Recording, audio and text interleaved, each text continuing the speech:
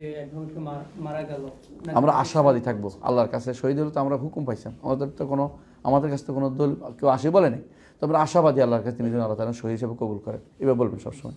বলতে হবে কি, আমরা আশাবাদী তার ব্যাপারে, আমরা আল্লাহ যেন তাকে শহীদ হিসেবে কবুল করবেন। কিন্তু এটা কোনোভাবে বলা যাবে না এটা যে শহীদ, শহীদ বলার তাহলে আমি তাকে ঘোষণা দিচ্ছি জান্নাতি, এটা বলা যাবে না। দুনিয়ার হুকুমে যদি এরকম কাউকে পাওয়া যায় দুনিয়ার বিধানের মধ্যে যে সে শাহাদতের কাজ করেছে, আমরা আশা করব বলে শাহাদতের হুকুমটা সে পাবে। কীরকম হুকুম পাবে?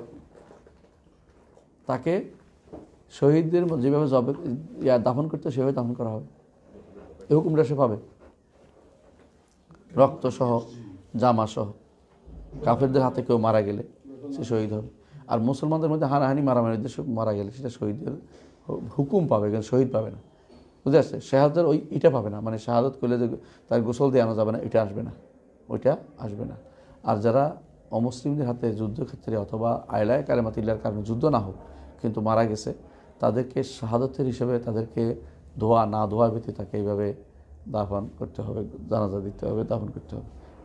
তো এটা হলো এই মাসালাটা তারা পাবে, কিন্তু সরাসরি শহীদ আমরা কাউকে বলতে পারবো না যতক্ষণ পর্যন্ত কোরআন এবং সুন্নায় না আসে। কোরআন এবং সুন্নায় না আসে, হাদিসে না আসে, ব্যক্তিকে বলা যাচ্ছে না শহীদ। এটা আমাদের মাথায় রাখতে হবে। কেমন? তাহলে আরেক মাসালা কি উত্তর আসছে দেখো।